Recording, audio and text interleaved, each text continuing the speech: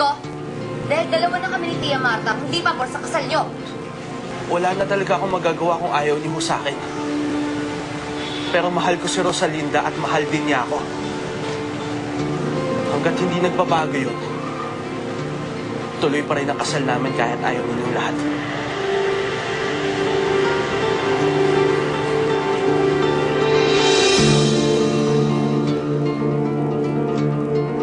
Diyos ko, hindi pwedeng matuloy ang kasal ninyo, Fernando Jose.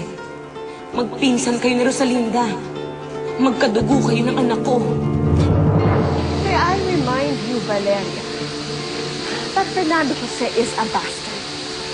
Anak siya sa labas ng asawa mo, kaya hindi mo siya talaga anak. Brenda, wag mo na uli sasabihin yan sa akin. Ako ang nagpanakit kay Fernando Jose. Ako ang kinikilala niyang ina. Sa mata ng lahat ng tao, pati sa mata ng Diyos.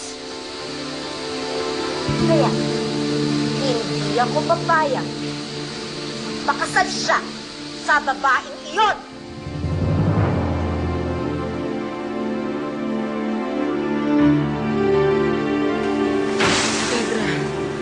Paano ko sila pipigilan? Paano ko paglalayuin sila Rosalinda at Fernando Jose? Huwag po kayo mag-alala, Tia Marta. Ako pong bahala. Ako ang gagawa ng paraan para maghiwalay silang dalawa.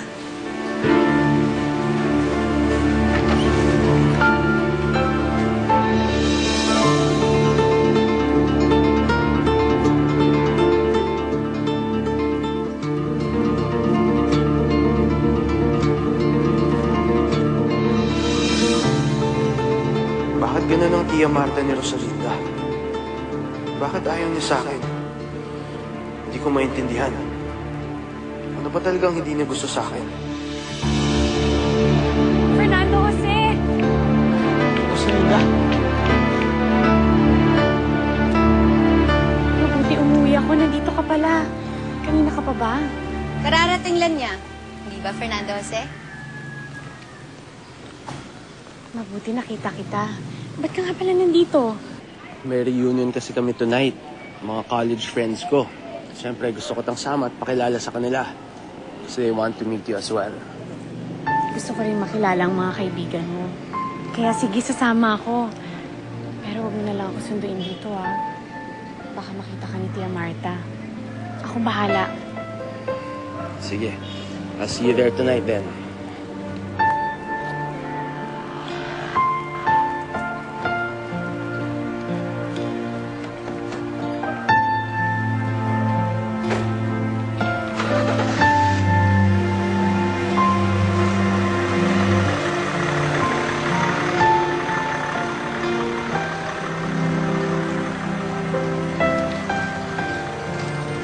Basta sasama ako sa'yo mamaya, ha? Ha?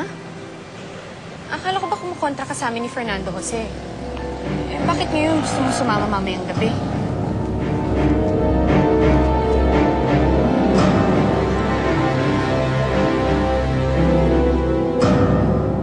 Calling all Creamoholics. Oh, paano? Talo ka. Ikaw magbayad ng mesa. Sige, sige.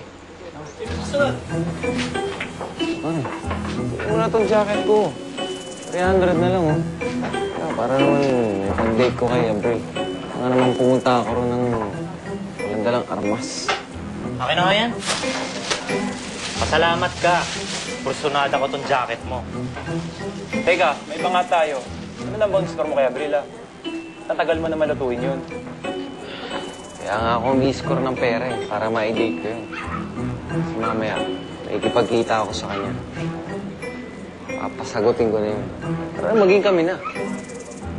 Pag-shota ako na yun, saan ako wawaldasin yung pera na.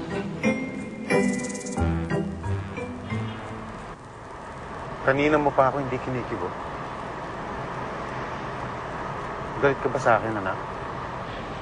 Bakit kasi lagi kayo nag-aaway ni Ma, Dad? O baka naman totoo yung binibintang sa inyo? May babae po ba kayo? Yung si Lidad ba? Siya ba ang babae niyo? Oo, ayoko makasalita kay Fernando Jose. Pero kung ito yung gusto mo, wala naman ako magagawa, di ba? Kaya tatanggapin ko na lang yun. Kaya kailangan mamaya isama mo ko para makilala ko naman yung mga kaibigan ni Fernando Jose.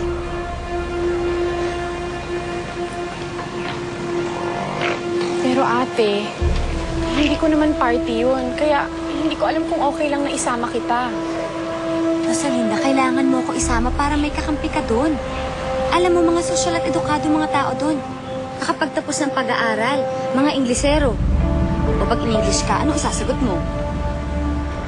Marunong naman siguro silang umintindi ng Tagalog, di ba? Rosalinda, pagtatawanan ka nila. Bibigyan mo pa ng kahihiyan si Fernando Jose. At least ako, nakapagtapos ako ng college. Kaya ko makapagsabayan sa kanila. Kaya kung sasama mo ako, aalalayan kita. Sige ate, sumama ka na. Salamat talaga. Salamat at iniisip mo ang kapakanan ko. Sige, mamimili na ako ng isusuot ha. Sige. Salamat.